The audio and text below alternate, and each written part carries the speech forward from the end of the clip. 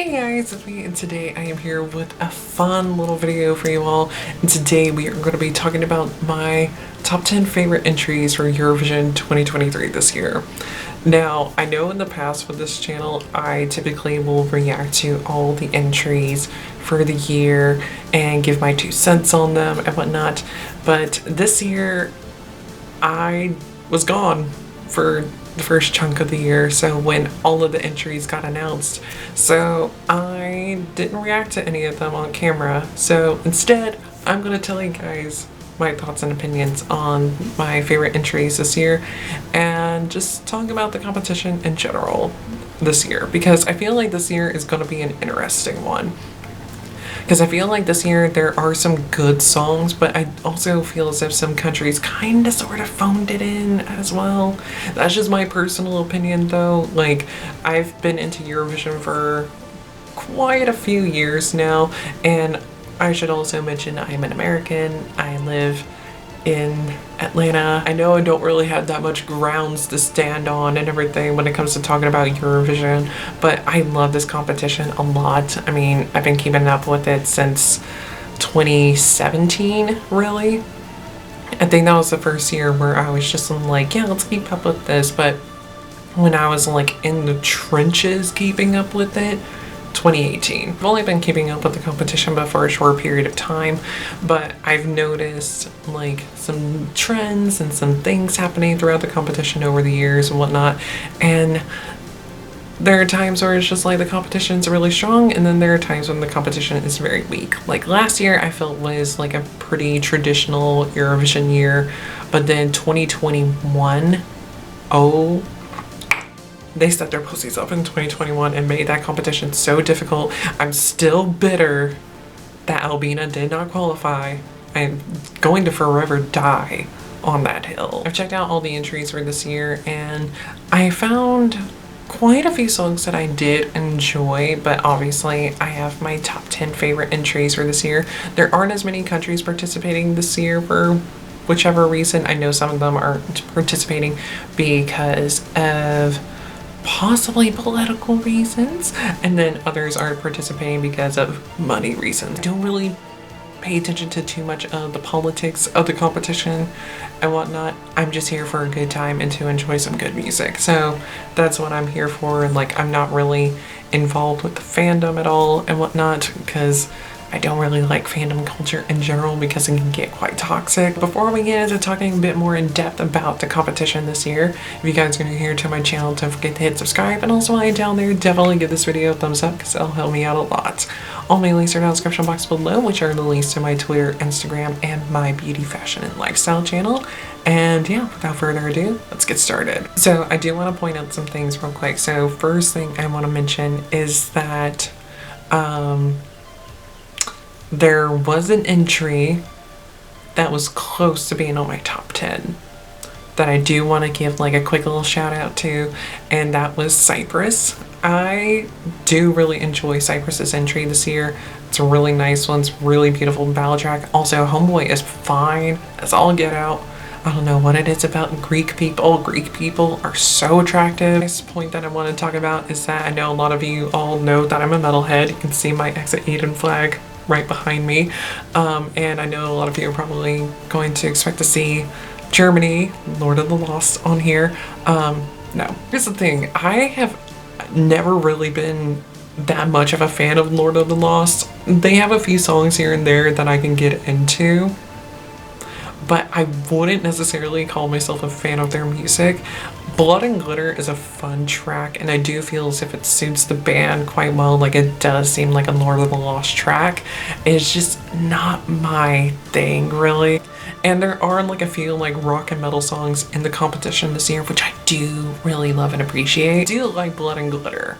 I will say that I do enjoy the song, and I do hope that it does well in the competition. And I do think that it probably will do really well because, I mean, like for the last several years, like Germany, they just really haven't done much of anything. And I know like a lot of people are probably gonna get really spicy in the comments. This is all my personal opinions and whatnot. Please take everything I say with a grain of salt and whatnot. Please do not try to dox me or swap me. Like, I'm just some little gay, and southern states of the US. Leave me alone. Another entry that I want to talk about is Spain, and I feel like Spain is gonna probably fall into a similar category that France did last year.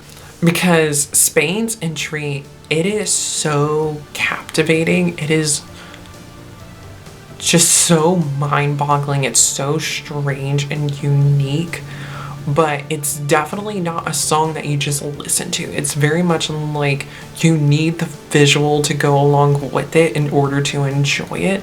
I feel like it's definitely something that thrives live. Like when I watched the national selection video, like when I watched that, I was more captivated by that than when I watched like the actual music video and listened to the song there and like the studio audio. For it didn't read the same to me. So I do worry about Spain's entry. It's very fascinating, and I'm sure that when I watch the grand final, because we can watch the Eurovision grand final here in the US through Peacock again, which I'm so happy about. I hope that one commentator from last year is not on there. I hope we don't have commentators, period. I did not like the commentating from last year, because it's just like they cut over like this part when like the hosts of the competition are like interviewing like people in the green room and whatnot, and it's just like I like that stuff. I enjoy watching that stuff and whatnot. Like I like seeing them interacting with everybody and whatnot. So I hope that they don't like just like talk over that shit. But yeah, I'm thinking that like Spain's entry is gonna be like more so like something that you have to experience and whatnot, which I think with it being a big 5 entry does like give them an edge, because if they were in like a typical country entering the competition where they had to enter in like the semifinals and then the grand final, I think if it were to be something like that, surely, yes, it would have qualified, but it probably wouldn't do well in the grand final. I think with them like automatically going into the grand final is definitely giving them a good edge, but I still don't really know how it's actually going to work out in the long run, because it's just one of those things where the visuals play such a big part in it as well. 2 countries that I know some people are probably expecting me to have on my top 10 are going to be Albania and Ukraine, but honestly they are not on my list this year. Ukraine's entry is good. It's a good entry. The revamp is a lot better than the original. The original just seemed to be lacking a bit, and the revamp is a lot better, but I still feel as if it's just a little too soft and a little too subtle for me and everything. Like, it's good. It's a good song, but it's not something that I would typically go for when it comes to the competition.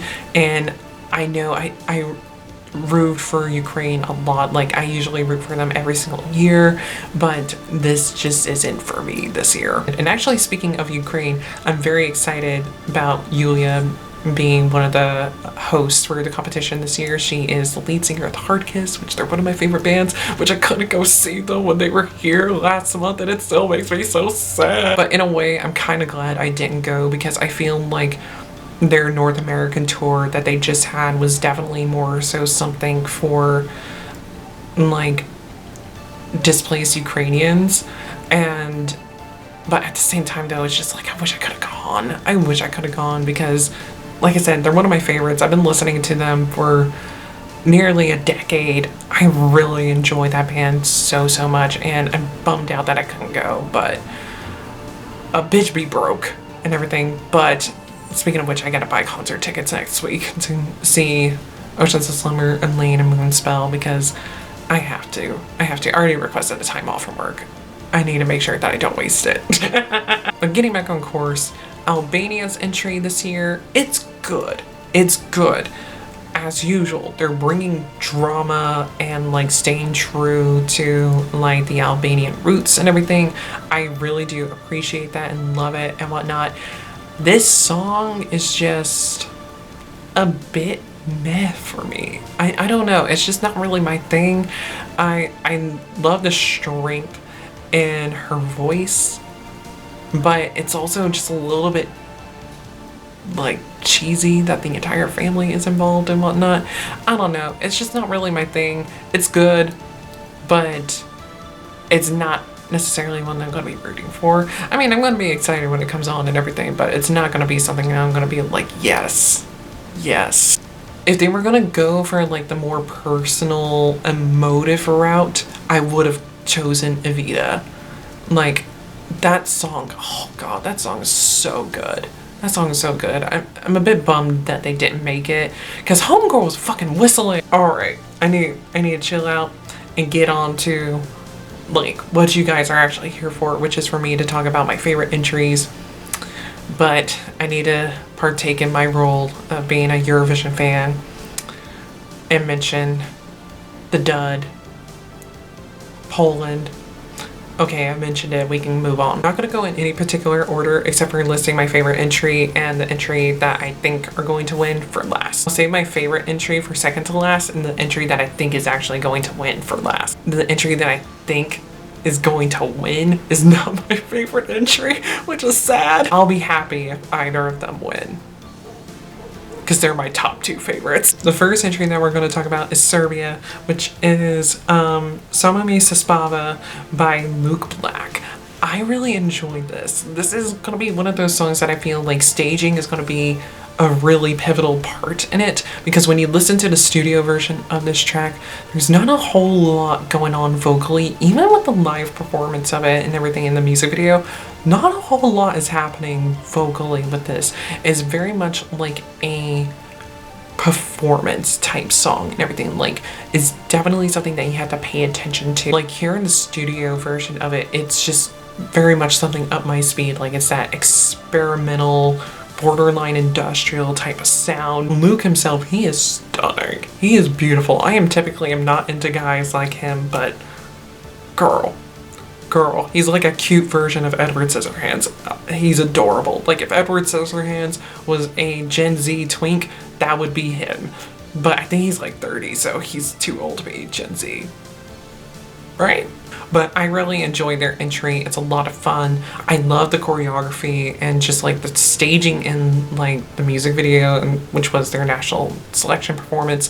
Like, it was just so good, and just, I really enjoy it. And I randomly find myself just going like, Spava. I don't know why, it just makes me think of Jennifer Coolidge and everything. Like, just imagine Jennifer Coolidge just being like, Spava. Next entry we're going to talk about is Georgia, and I haven't rooted for Georgia in a minute, but their song is Echoes by Iru, which I believe she was a winner of Junior Eurovision. I do not keep up with Junior Eurovision. I don't, because I don't like kids. Just being brutally honest, I do not like children. I don't like children activities. I don't like any of that shit. I'll watch some kids movies, that I will do. But if the activity itself involves children, no. But anyways, I really enjoyed this. I love this so much. Like, the music video, oh my god, the music video is so good. I'm curious as to how the staging is going to be, and if they're going to play with like these really like very like artsy fartsy like dancers, very flowy, very colorful, very visually pleasing aesthetics and everything. I wonder if they're going to bring that for the grand final. Well, I think that it's going to qualify. I hope that it does. I'd love for it to qualify, especially since I don't think Georgia has qualified within, I think I read like a comment that Georgia hasn't qualified in like 7 years. So I would want them to qualify this year, because for one, it's stunning, and two, I might be hosting a Eurovision party. I requested that Saturday off, so I might be having like a little Eurovision party that day. I still need to invite people. I should do that now. I need to start planning that now. I am very much looking forward to seeing that at the grand final. I hope it better qualify, because this song is so good. It's powerful. The lyrics are a bit odd and everything. I think it's one of those things where it like kind of gets lost in English translation a little bit. But other than that though, I really enjoy it. Like, Homegirl is beautiful. She's got a stunning voice that has so much power in it. And again, the music video, I love the music video. And it's just like right from the get-go, right from that first bit, that first note in the entry of that song, I immediately knew like, oh, I'm gonna fuck with this shit. And I do. I very much do. I feel like this song and Serbia are falling into like a similar category where it's like staging is definitely gonna make or break it, because I feel like Serbia, they're a little bit lacking in the vocal department, but the staging is really what's going to sell it. And Georgia is really selling it in the vocal department, but staging can really break it. So they're in that similar category where they need to make sure that they round out the entire package in order to qualify. But I do have high hopes for both entries though. Next up we have France's entry, which is Évidemment by Lazara. I'm shocked that I have a Big Five entry on my list this year, because I never shy away from the fact that I am harsh on the Big Five. But honestly, I feel like the Big Five this year are actually doing a really good job. I'm very proud of them this year, because in the past, it's usually maybe like one or two members of the Big Five that really like decide to actually do something good. But this year, they're all pretty good this year. Granted, this is the only entry from the Big Five that's on my top 10, but I can get on with all the other members of the Big Five this year. Like they don't have bad songs in my opinion. So I feel like I'm not the only person that kind of felt this way, like when the music video dropped for this song, where it's just like, okay, they're going for like some like classical moment and everything, and it just seemed like very French to me. But bitch, when it turned into a disco song, I lost my mind. I am not a disco person at all. If it comes on, I'm gonna have a good time, but I am not the type of person to actively seek out disco music. And I am so glad that this is like a Big Five entry as well, because it's like, I would want my friends to see this, because as of right now, the only person that I'm gonna be watching Eurovision with is gonna be my best friend, whom is my roommate. So that's all that I know that is going to be watching Eurovision with me so far as of right now.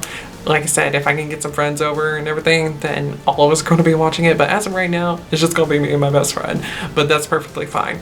I want to be able to have like multiple people over, so we have like a little viewing party and everything, and just have like a gay old time watching Eurovision and just like shoot the shit, hang out, and watch me rage over the results of the grand final. I would love to see like my friends' reaction to this song, and it just being like, starting out being like very French and just like orchestral and whatnot, and then it just turned into disco, and just see like everyone just like how it was for me, just lose their minds that there's a fucking disco song at Eurovision. I really hope that France does well this year. I don't think the song is gonna win. I don't think any of the Big Five entries this year are gonna win, honestly. But I think that this one will probably perform really well. I think this and Germany, in terms of the Big Five, are probably gonna be the best performing ones. Next up we have the Netherlands, which is Burning Daylight by Mia Nicolai and Dion Cooper. Okay. I don't think a lot of people are really rooting for this song. This is what even I typically want to root for this and everything, but there's just something about it. Like, I don't think this song will probably qualify, but I just really like it. I don't know what it is about it. I just really like this song. It's like, it's chill, it's peaceful, it's emotive, it has a great exit and everything. It sounds kind of like me in bed, but I really like it. It's just, it's a really pleasant song. It's a, like, it's kind of dreary and everything, but it's also really lovely, and just, I like it, okay? Like, don't at me, bro. I don't really think a lot of people are rooting for this song, and like I said, I don't even think that this song is gonna even qualify, but I still really like it. It's one of my favorites this year. Like, their voices work really beautifully together, and I just really like it. I'm curious as to what the staging is gonna look like, because again, this is one of those entries where staging is gonna be a very big deal. I feel like France will be able to like have really solid staging, and everything. As long as it doesn't look too much like the music video, I'll be perfectly fine. But I feel like with this, it's gonna need some good staging to really sell it. Next up, we have Israel's entry, which is Unicorn by Noah Carell. This song caught me by surprise. At first, like, I was into it, but then I just started falling in love with it, and I think it's probably my third favorite song this year. I really like this song. I really do. And like when I first heard it, like when it starts out, it's like so strong and theatrical, and I'm like, oh, okay, like sounds like we're going for like a theatrical song, and then it just trails off into like a typical pop song intro, and I was just like, oh, so they're going for camp, okay. Especially with seeing her just like hanging out on like the ceiling of this restaurant, I'm like, oh, okay, so they're going for camp this year. And then it kind of turns into like almost like a power ballad in the first chorus and everything, and I'm like, what? Okay. And then the second verse kicks in and it's like, oh, bit more poppy. Okay, cool. And then chorus comes back in again. Power ballad, full blown power ballad moment. And then it just shifts into like this epic dance breakdown. And I remember when I first listened to it, I was just like, oh, that's what they're doing this year. Okay. I have a playlist on Spotify that's full of like some of my favorite Eurovision songs over the years. I have Sirens on My Motor Roof on there because I'm bitter and petty like that. But whenever this particular song comes on, it's like roll the windows down, put it on blast. Everybody's gonna be listening to this shit along with me. I love this song. It's really good. It's a good time. I'm curious about what the staging is gonna look like. The lyrics are a bit blah to me and everything, but I mean, like, when you're looking at a Eurovision song, are you really looking for like A++ quality music from like production, staging, lyrics, and vocals? Not really. Like I mentioned earlier, I'm here for a good time, not a long time when it comes to Eurovision, alright? This is like good time music for me. I do think that it'll probably qualify because it's one of the few like dancier songs that are happening this year, which I'm very shocked by, because normally there are a few like pop bitch songs and everything, but this is not really the closest thing that we have to that.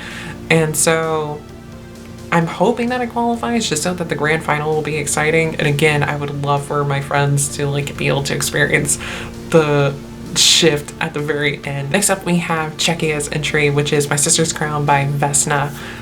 The moment I heard this, I was like, this is gonna be one of the standouts. I hope that this does well in the grand final. I can easily see this qualifying, and it better do good in the grand final because this song is too damn good for Eurovision. This is one of those songs, like, this is probably tied for like third place for me.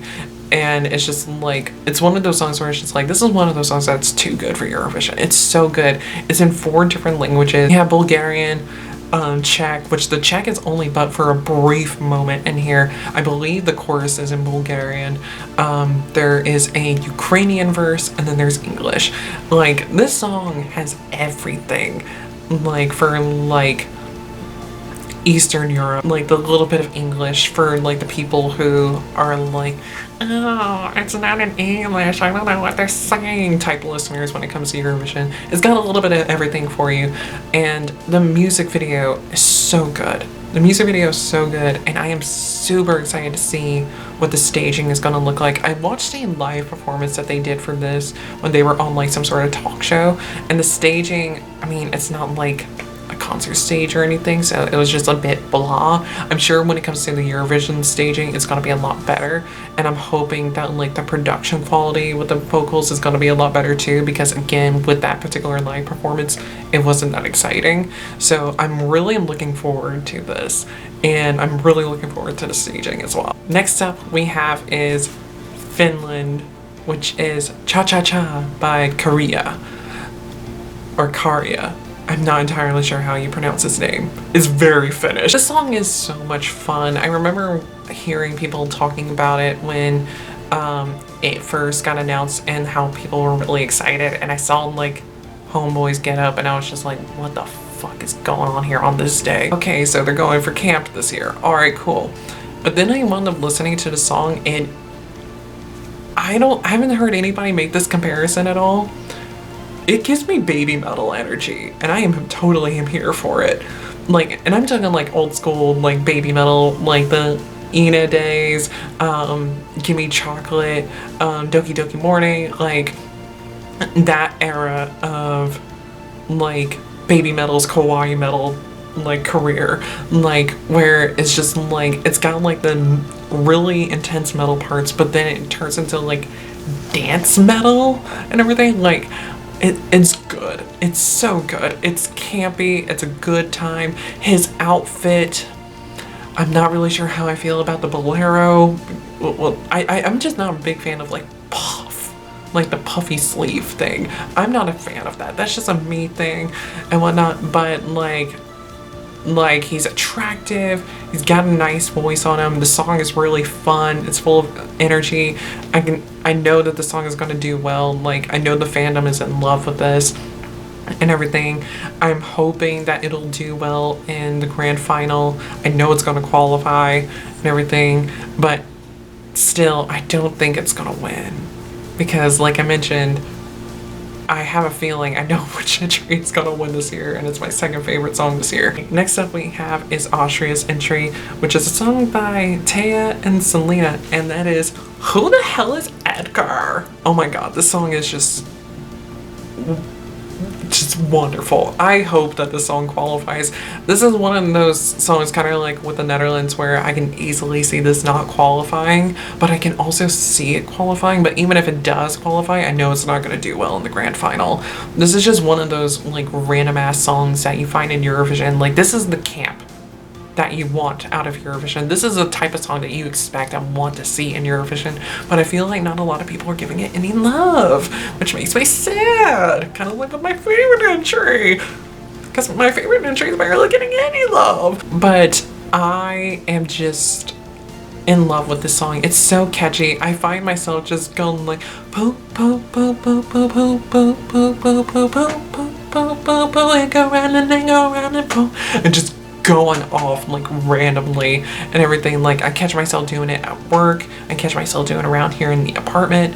Like, I'm doing it everywhere. Like, even if I'm listening to like some extreme black metal in my car on the road, wherever it is, I might be going like grocery shopping, to work, to my dad's house, to go visit or some shit like that. If I'm listening to some of the most extreme shit ever and everything, you'll catch me bopping around just going like poo poo poo poo poo poo poo poo poo poo. Like, this song is too damn catchy for its own safety, but because of that, I think that might just allow them to be able to like qualify, because people are gonna be like, oh, I remember that song, that's the Edgar Allan Poe song, like, yeah, I like that and everything. Like, people are just gonna vote for it because they recognize it, because it's stuck in their fucking heads. But I really love the song though. Like, they have beautiful voices and it's just such a good time. I'm really curious as to what the staging is going to be, because again, I feel like this is going to be one of those songs where the staging is going to be such a pivotal part to it, and so I'm looking forward to it. I'm really looking forward to it. And now we have my top 2 favorite songs. So we're going to start out with my favorite song, because although this is my favorite song, I don't think that it'll win, and it better qualify. I'm sure that it will qualify, but it better qualify. If it doesn't, I am going to piss on every human being on this planet. That is Australia's entry, which is Promised by Voyager. Like,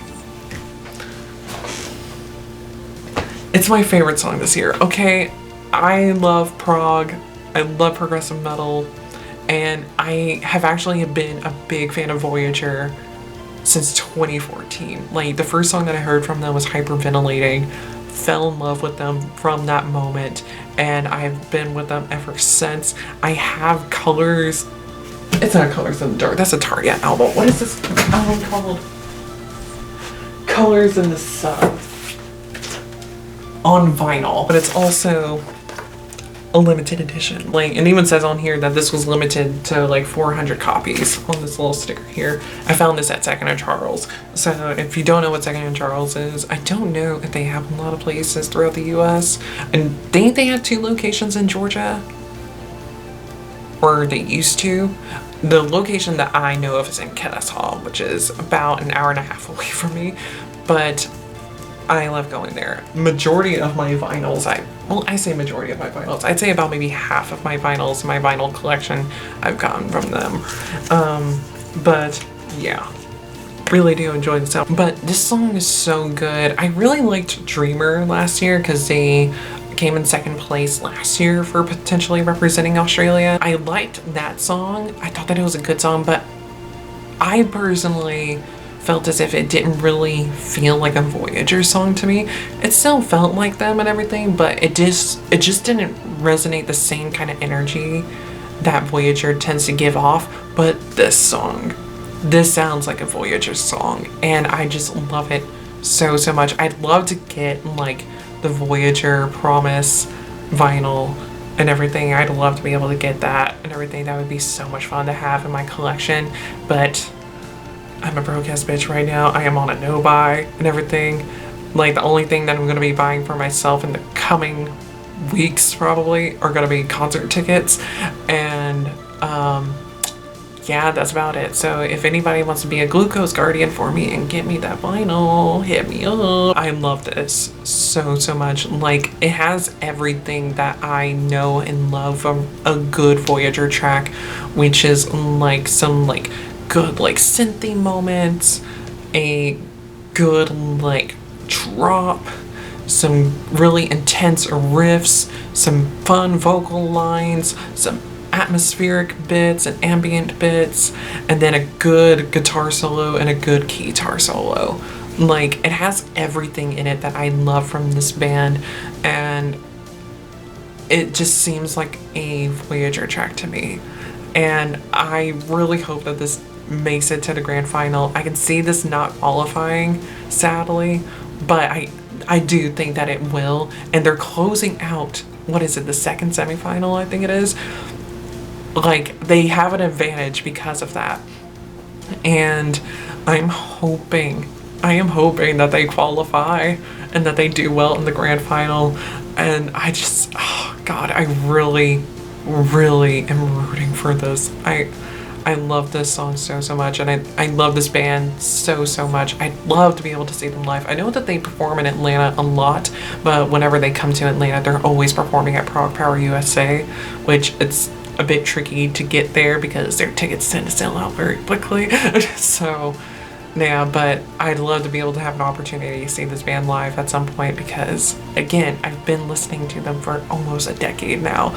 So yeah, really do enjoy this band and really love their entry this year. And now it is time for my second favorite song, and the song that I think is gonna win the damn thing, and that is Sweden. I mean, Tattoo by Loreen. I mean, come on. I've listened to a handful of her stuff since learning that she was a winner at Eurovision and everything. Like, Euphoria is a nice song. It's a good song. It's not my favorite song of hers, though. It's a good song. It's not my favorite, but like, it really shows off her talents as a singer. That's how I feel about it.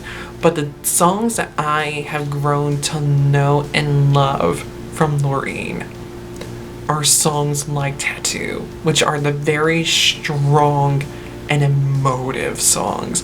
Like, my favorite song from her, hands down, is My Heart Is Refusing Me. I love that song so fucking much because it's so emotive. It is a little bit jarring that it goes into like a dance breakdown, like in the post-chorus and everything, but I'm able to look past that because it's such a good song. It is such a wonderful song. I'm In It With You is also a really good song from her that I really enjoy. Like, Homegirl just does emotive music perfectly, and that is exactly what she's doing here with Tattoo. I'm really curious as to whether or not she's going to bring the LED screen thing to the grand final, because if she does, that's going to be epic. I already know that the song is going to qualify. I mean, it has to. If it doesn't, then the world will explode, because it's just like, how can this not qualify? I mean, bitch, even though Australia is my favorite entry, I really do think that this is going to win. because it is one of those songs where it's like in a similar vein of that of Arcade by Duncan Lawrence, where it's not only that it's too good for Eurovision, but it's too perfect for Eurovision. The vocals, the lyrics, the production, it is too perfect for this shit. If it doesn't win, I'm gonna be shocked. I'm gonna be shocked if this doesn't win. But like I said, I have a strong feeling that it will, and I will be so over the moon if it does, because like I said, it's too perfect to be a Eurovision song, and it's so fucking good. It's such a good song. I think like the top comment on the music video for this on YouTube is that she won back in, when was it, 2011 or 2012, and she's back again 10 years later to win again. And it's just like, I'm so here for it. I am so here for this, and I cannot wait to see her just annihilate the competition. But those are my 10 favorite entries for Eurovision this year. I am really excited about the competition this year because it's looking to be a really interesting one. There are a few throwaway entries I feel this year, like say Poland, that Do You Wanna Dance song, that's a bit of a throwaway for me. And that one song with the little twink and like the pink sweater in the music video and whatnot, where there's like nothing but pitch shifting happening, and it's just like done to a point where it's like really just like, what am I even listening to and everything? Because it's like, yeah, Lou Black was doing the same thing in the studio version of Someone Meets Baba, but the thing is though is that the production of the rest of the song makes it fit. That song, it did not work. I want to say that's Azerbaijan's entry this year. I think it's Azerbaijan's entry. I could be wrong on that. There's so many countries, it's hard to keep up with them, okay? I have my favorites and I tend to just stick with listening to those songs. But anyways, what do you guys think about my list? I know that there are some controversial thoughts that I have made in this video, so again, please don't get too mad at me. Like, Eurovision is a feel-good thing for me and whatnot, so it's not something I take super seriously and everything. Like, it's part of why I don't get involved with the politics of the competition. What did you guys think of my list, my opinions and everything? And also, what are your favorite entries this year? And do you agree with me and you think that Loreen is gonna win it? Like I said, like, it's my second favorite song this year. And even though Voyager is my favorite and I do want them to win, I do really think that Loreen's gonna fucking do it. But what do you guys think? Let me know in the comments below. That's it for this video. I hope you guys enjoyed it, and until I see you guys in my next one, whenever that might be. Goodbye.